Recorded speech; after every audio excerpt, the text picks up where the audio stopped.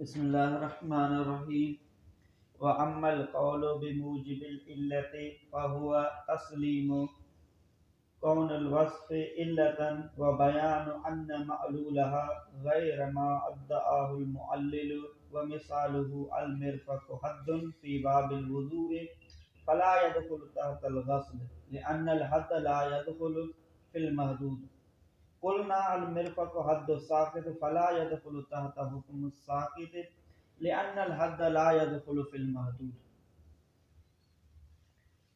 असां पुठिएं सबक़ में इहो पढ़ी आयासीं त 8 उहे एतराज़ आहिनि जेके मुअल्लिल या मुस्तदिल जे मथां माण्हू करे सघे थो क़ियास में। उनमें जा पहिरियों एतराज़ मुमानियत हुयो, उहो असां पढ़ी आयासीं। अॼोके सबक़ में ॿिए नंबर एतराज़ खे बयानु करे रहियो आहे, उहो आहे क़ौल बिमूजिबिल इल्लत। क़ौल बिमूजिबिल इल्लत छा आहे, उन जी तारीफ़ मुसनिफ़ पाण कई आहे। क़ौल बिमूजिबिल इल्लत जो मतिलबु आहे त अगर मुअल्लिल या मुस्तदिल काई इल्लत बयान करे थो, का वस्फ़ बयान करे थो, उन जी वस्फ़ खे त तस्लीम कयो वञे, पर उन जे मअलूल यानी उन जे हुक्म खे तस्लीम न कयो वञे। माना हुन का वस्फ़ बयान करे, का इल्लत बयान करे, को हुकुम कढियो आहे मुअल्लिल या मुस्तदिल, त मुअतरिज़ उन जी वस्फ़ खे त क़बूल करे पर उन जे हुक्म खे क़बूल न करे। इनखे चइबो आहे क़ौल बिमूजिबिल इल्लत। असां पुठिएं सबक़ में पढ़ी आयासीं मुमानियत में मनउल हुक्म, हुक्म जो इनकार करणु। हाणे उन में हिन में कहिड़ो फ़र्क़ु आहे, हुन में बि हुक्म जो इनकार कयो थो वञे, हिन में बि हुक्म जो इनकार कयो थो वञे, पर फ़र्क़ु इन ॿिन्ही में इहो आहे त क़ौल बिमूजिबिल इल्लत में इल्लत खे तस्लीम कयो थो वञे पर हुक्म जो इनकार कयो थो वञे। पुठिएं सबक़ में असां जेको पढ़ियासीं उन मंझि मुअतरिज़ इल्लत ई अलॻि पियो कढे।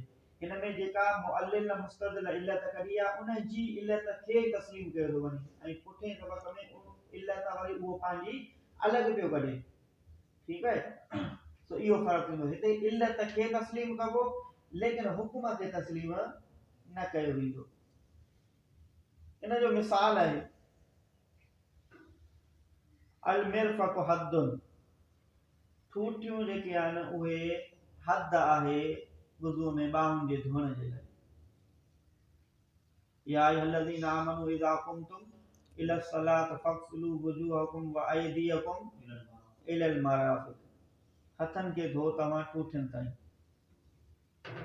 हाणे ठूठियूं धोइण में शामिल आहिनि या न आहिनि, इन जो तफ़सील असां तमामु घणो तफ़सील पढ़ी आयासीं हुरूफ़ुल मआनी जे अंदरि किताब अल्लाह में, यादि आहे?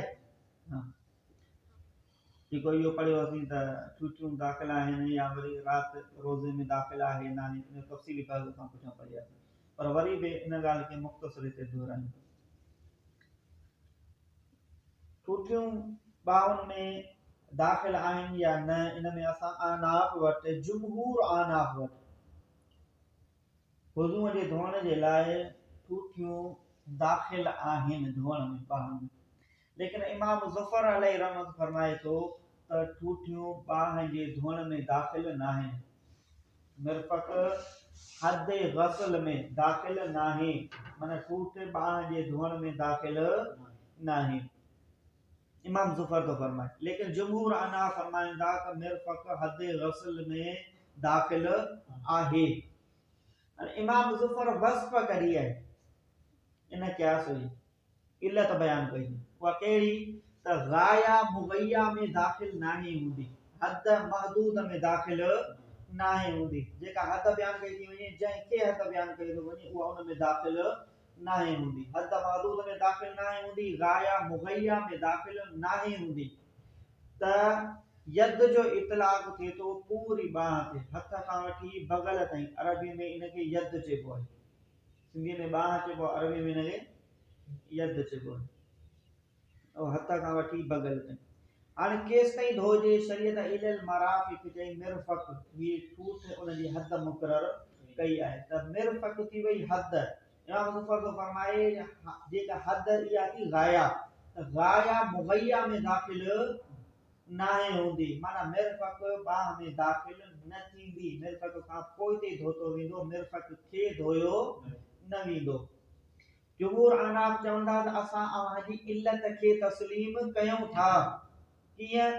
इल्लत इहा त माना गाया मुगैया में दाख़िल नाहे थींदी। इहा इल्लत असांखे बि तस्लीम आहे त वाकई गाया मुगैया में दाख़िल नाहे थींदी, पर असां हुक्म जो इनकार न कयूं। हुक्म जो इनकार कीअं? त अव्हां मिर्फक खे हद बनायो आहे बाह जी, उन बाह जे उन हिस्से जी जंहिंखे धोतो थो वञे। इमाम ज़ुफर मिर्फक के हद बनायो आहे, हद यद गस्ल जी, माना उन हथ जे बाह जे उन हिस्से जी जंहिंखे धोतो वञे थो। ठूठ खां हिन पासे हिन हिस्से खे धोतो वञे थो न, त इमाम ज़ुफर फरमाए थो त हथ जे हिन हिस्से जी हद आहे मिर्फक बाह जी। जुमूर अना फरमाईंदा त असांखे इहा इल्लत तस्लीम आहे त गाया मुगैया में दाख़िल नाहे थींदी, हद महदूद में दाख़िल नाहे थींदी। लेकिन जुमूर अना फरमाईंदा त मिर्फक भी हद आहे वाकई, लेकिन उहा यद साकित जी हद आहे। छा मतलब? त माना बाह जो उहो हिस्सो जंहिंखे धोतो नथो वञे, माना ठूठ खां ही मथो हिस्सो, हिनखे धोइण फर्ज़ न आहे न हिस्से खे, त इहा मिर्फक इन जी हद आहे। यद साकित जी, माना जंहिं हिस्से के धोअण खां माफ़ कयो वियो आहे, जंहिं हिस्से के बाह खे धोतो नथो वञे, हे उन जी हद आहे, त हे उन में शामिल टूट न थींदी। न धोअण वारे हिस्से में मिर्फक शामिल न थींदी, त माना उनखे धोतो वेंदो। तो इमाम ज़ुफर मिर्फक के हद बनाए थो यद हिस्से हथ जे उन हिस्से जी जंहिंखे धोतो थो वञे, हदुल गस्ल जी। ऐं जुमूर अहनाफ इनखे हद बनाइनि था यद साकित जी। वस्फ उहा ई आहे, लेकिन हुक्म जो इनकार कयो वियो। वस्फ कहिड़ी आहे? त गाया मुगैया में दाख़िल नाहे हूंदी, हद महदूद में दाख़िल। इमाम ज़ुफर उनखे हद बना, उहा साॻी इल्लत बनाई आहे। जुमूर अहनाफ बि इल्लत साॻी वरिती आहे, लेकिन इमाम ज़ुफर यद गस्ल जी हद थो बनाए, जुमूर अहनाफ यद साकित जी हद बनाइनि था। त इन जे मंझि वस्फ खे तस्लीम कयो वियो त वाकई गाया मुगैया में दाख़िल नाहे, लेकिन हुक्म जो इनकार कयो वियो। इमाम ज़ुफर हुक्म इहो थो हिते कढे त ठूठ वुज़ू जे धोअण में दाख़िल, छो त उहो फरमाए थो त यद गस्ल जी इहा हद आहे। जॾहिं यद गस्ल जी हद थी वई त हाणे हद दाख़िल न थींदी, त उन जे करे गाया दाख़िल न थींदी, त माना ठूठ खे न धोतो वेंदो। जुमूर अहनाफ चवंदा त इहा हद आहे यद साकित जी। जॾहिं यद साकित जी हद थी वई त हद महदूद में दाख़िल न थींदी, माना साकित में दाख़िल न थींदी, मतलब धोतो वेंदो। समझ में आयो? ॿियो मिसाल जो तर्जुमो कयो पोइ ॿी मिसाल।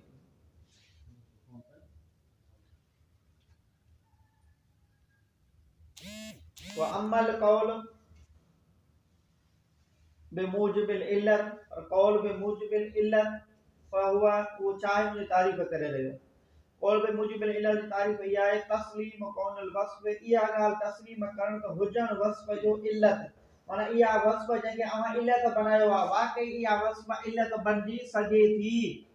जीअं गाया मुगैया में दाख़िल न थी, इन वस्फ खे इल्लत अहनाफ बि तस्लीम कयो आहे न, माना इन ॻाल्हि खे तस्लीम करण। व बयान, इहो बयान करण त अन मअलूल हा, त बेशक उन जो मअलूल, मअलूल मां मुराद आहे उन जो हुक्म, यानी जंहिंखे इल्लत बनायो वियो आहे,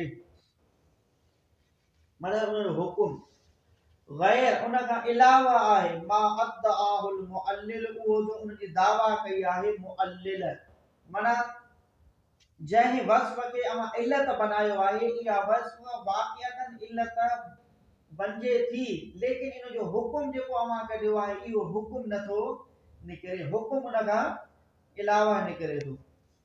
इहो आहे कौल बिमूजिबिल इल्लत। मिसाल उन जो अल मिर्फक, इहा ठूठ, हदुन, हद आहे, यानी गाया, फी बाबिल वुज़ू, वुज़ू जे बाब में, फला यदखुल, को न दाख़िल थींदो, छा? मिर्फक या ठूठ न दाख़िल थींदी, तहतल गस्ल, धोअण जे हेठां, माना ठूठ धोअण में दाख़िल केर थो फरमाए?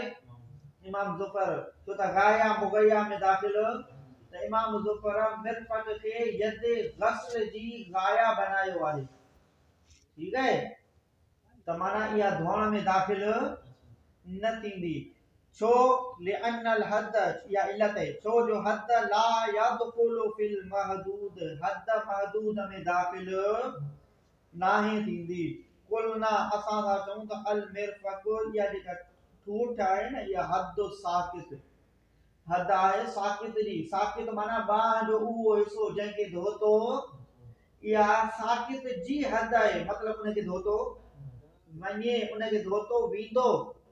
तो असां ठूठ खे जॾहिं साकित जी हद शुमार कईसीं त साकित में शामिल न थींदी न, गाया मुगया में शामिल न हूंदी। त असां मिरफक खे यदे साकित जी हद करार ॾींदी, माना साकित में शामिल न थींदी, इनखे धोतो वेंदो।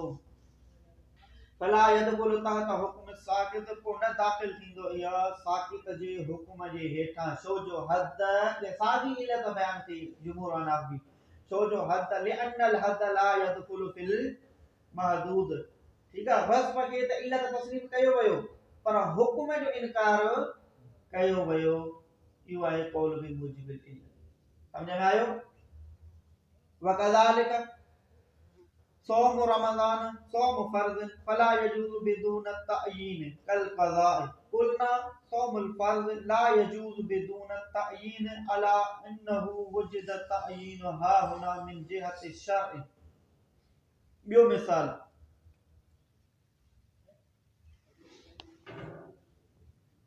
इमाम शाफ़ी अलैहि रहमत फरमाए थो, मसला सूरत मसला की रोजे के लाइ नियत ज़रूरी है। अगर केरु शख्स रोज़ो रखे तो उन जे लाइ नियत करण ज़रूरी आहे, बगैर नियत जे रोज़ो न थींदो। को बि फर्ज़ी रोज़ो को शख्स रखे तो उन में नियत ज़रूरी आहे। त इमाम शाफ़ी अलैहि रहमत फरमाए तो त रमज़ान जा रोज़ा भी फर्ज़ आहिनि। त अगर जेकॾहिं केरु शख्स रमज़ान जा रोज़ा रखे तो उन रमज़ान जे रोज़नि जे लाइ भी रमज़ान जे रोज़े जी नियत करण ज़रूरी आहे। बगैर नियत जे उन जो रोज़ो क़ाबिल क़बूल न थींदो। लेकिन जो आनाफ वटि आनाफ चवनि था त इहा ॻाल्हि त असांखे बिल्कुलु इहा वस्फ असांखे तस्लीम आहे। कहिड़ी? त बगैर नियत जे फर्ज़ी रोज़ो न थींदो, उन में नियत ज़रूरी आहे। लेकिन रमज़ान जे रोज़नि जे लाइ रोज़े जी नियत ज़रूरी आहे, पर रमज़ान जी नियत ज़रूरी नाहे। ठीक आहे, रमज़ान जे रोज़नि में रमज़ान जी नियत ज़रूरी नाहे। हाणे शाफ़ी तो फरमाए त रमज़ान जे रोज़नि में रमज़ान जी नियत करणु ज़रूरी आहे, इहो हुकुम आहे, नियत ज़रूरी आहे। वस्फ कहिड़ी आहे, इल्लत कहिड़ी आहे? इल्लत इहा आहे त हर फर्ज़ी रोज़े में नियत लाज़िम हूंदी आहे। रमज़ान जा रोज़ा भी फ़र्ज़ आहिनि त इते भी नियत लाज़िम। आनाफ चवंदा असां इन वस्फ खे तस्लीम कयूं था, वस्फ खे तस्लीम कयूं था त इहा इल्लत वस्फ आहे। कहिड़ी? त माना हर फर्ज़ी रोज़े में नियत ज़रूरी, लेकिन असां इन हुकुम खे तस्लीम नथा कयूं। हुकुम कहिड़ो? त रमज़ान जे रोज़े में रमज़ान जी नियत करणु ज़रूरी आहे। असां इन हुकुम खे तस्लीम नथा कयूं। छो नथा कयूं हुकुम खे तस्लीम? उहो उन जे करे जो रमज़ान जो इहा नियत जेका आहे न, उहा शरीयत जे तरफ़ खां मुक़रर थी आई आहे। कीअं? रमज़ान जे टाइम ॿियो को माण्हू रोज़ो रखी सघे थो? नथो रखी सघे न। रमज़ान में सिर्फ़ रमज़ान जो ई रोज़ो थींदो। त जॾहिं शरीयत जे तरफ़ खां तअयीन आई आहे त हाणे माने खे तअयीन जी ज़रूरत नाहे। रमज़ान जे तअयीन जी ज़रूरत नाहे, बल्कि रोज़े जे तअयीन जी ज़रूरत आहे। माना इहा नियत कंदो त मां रोज़ो रखां थो, ईअं नियत करण जी ज़रूरत नाहे त मां रमज़ान जो रोज़ो रखंदो। छो त रमज़ान में रखंदो त रमज़ान जो ई रखंदो, ॿियो त को रोज़ो रमज़ान में नथो थी सघे। तो उन जे करे रमज़ान जी तअयीन ज़रूरी नाहे, बाक़ी रोज़े जी तअयीन ज़रूरी आहे। अच्छा, रोज़े जी तअयीन छो ज़रूरी आहे? उन जे करे त माण्हू जी आदत में ऐं रोज़े में फ़र्क़ु थिए। मसलन ईअं न त कोई शख़्स बगैर रोज़े जे अगर नथो खाए नथो पिए त उन जो अजर सवाब मिलंदो? न मिलंदो न, छो त उन रोज़े जी नियत जीअं माण्हू जी आदत में ऐं रोज़े में फ़र्क़ु थी सघे, उन जे करे रोज़े जी नियत ज़रूरी आहे, रमज़ान जी तअयीन करणु ज़रूरी नाहे। छो त शरीयत जे तरफ़ खां इहा तअयीन आई आहे। त हिन मिसाल में ॾिसो, इमाम शाफ़ी इल्लत कहिड़ी कढी त हर फर्ज़ी रोज़े में नियत ज़रूरी। असां इन इल्लत खे तस्लीम कयोसीं? कयोसीं इल्लत खे तस्लीम त वाक़ई असांखे इहा इल्लत इहा तस्लीम आहे त हर फर्ज़ी रोज़े में नियत ज़रूरी। इमाम शाफ़ी हुकुम लगायो त जीअं ॿियनि फर्ज़ी रोज़नि में नियत ज़रूरी आहे इहे मक़ीस अलैह इन रमज़ान जे रोज़े में भी नियत ज़रूरी। रमज़ान थियो मक़ीस ऐं ॿिया फर्ज़ी रोज़ा थिया मक़ीस अलैह।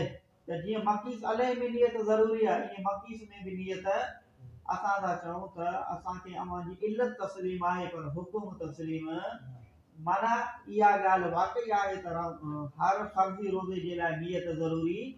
इहो इल्लत तस्लीम कंदा पर हुकुम तस्लीम असीं न कंदासीं माना रमज़ान जी नियत करणु ज़रूरी।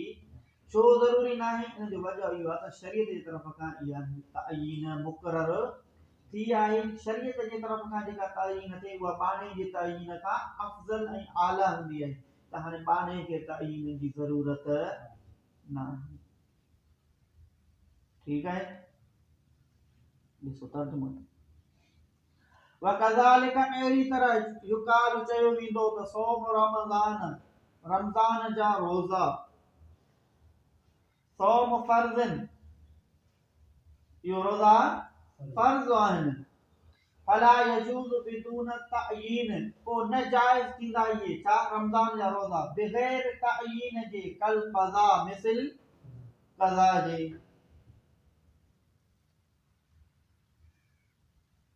मसलन अगर को शख्स रोज़े जी क़ज़ा थो करे त बग़ैर तअयीन जी क़ज़ा थींदी न थी सघंदी सो उन में तअयीन ज़रूरी आहे।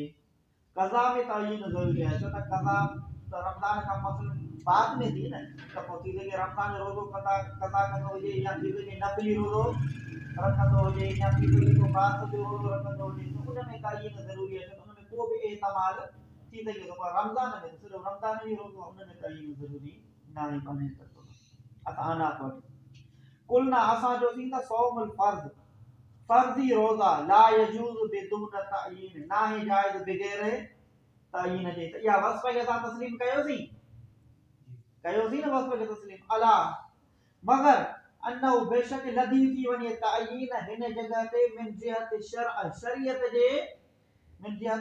शरीयत जे तरफ़ खां वलाइन काल खां चए थो त अगर जेकॾहिं केरु शख़्स ही एतराज़ करे त फर्ज़ी रोज़नि में तव्हां भी नियत खे लाज़िम करार ॾियो था त रमज़ान जे रोज़नि में नियत खे छो न था लाज़िम करार ॾियो। अगर कोई शाफ़ई एतराज़ करे त पोइ हुनखे अव्हां हीउ जवाब ॾिजो मुस्तनद जवाब ॾेई छॾियो।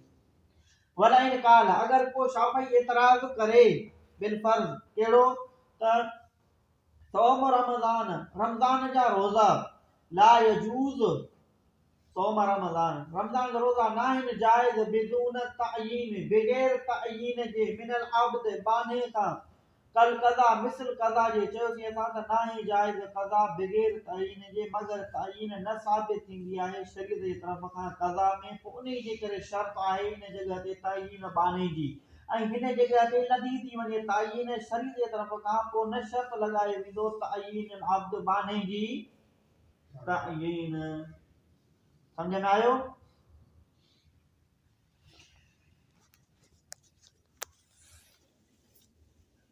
बिस्मिल्लाहिर्रहमानिर्रहीम।